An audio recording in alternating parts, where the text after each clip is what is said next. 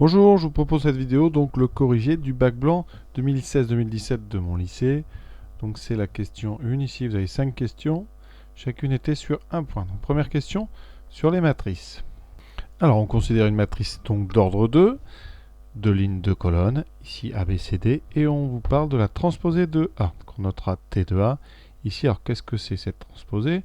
On peut pouvoir marquer, la diagonale ici est conservée, et les deux autres termes sont inversés.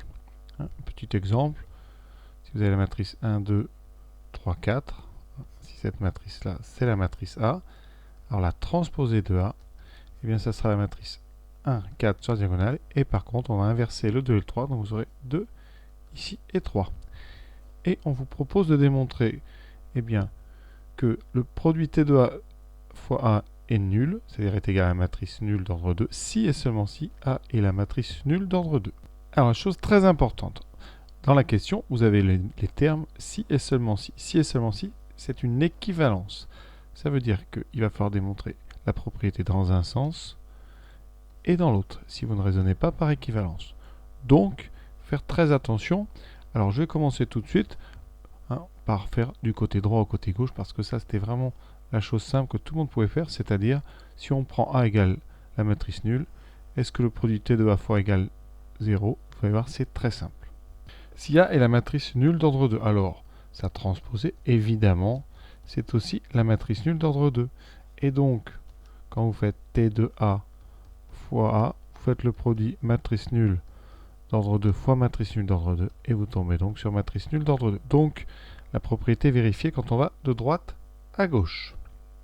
Maintenant, on part du cas où T de A fois A est égal à la matrice nulle.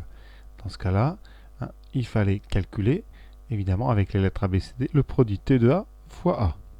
Et après un produit très simple, que vous devez tous savoir faire, on trouvait cette matrice-là. Et maintenant, eh bien, on va identifier cette matrice-là à la matrice nulle, c'est-à-dire à la matrice avec des zéros partout.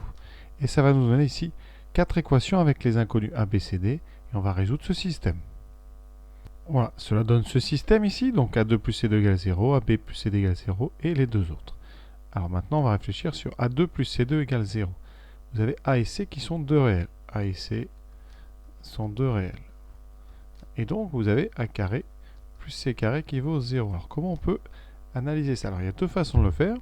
Soit vous savez eh bien, que 2 réels au carré, forcément, ça fait des nombres positifs. Donc, quand la somme de 2 carrés vaut 0, chez les réels, ça signifie tout simplement que chacun des deux réels vaut 0. Alors, ça, c'est pas toujours évident à dire quand on est un élève. Donc il y a une autre façon, certains vont mettre le C carré de l'autre côté, ça fait A2 égale moins C2. Et là, vous avez un problème de signe.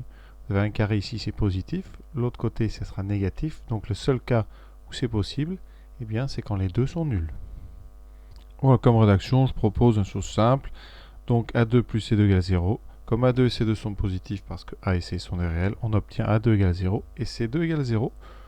Donc A égale C égale 0. Vous savez qu'un carré nul, c'est forcément que le nombre que vous aviez, c'était 0. Ensuite, vous pouvez aussi rédiger en disant que A2 égale moins C2, en indiquant que A2 est positif, moins C2 est négatif, donc forcément la possibilité, c'est que les deux sont nuls. A2 égale C2 égale 0, donc A égale C égale 0. Donc de même, avec B2 plus D2 égale 0, on obtient B égale D égale 0.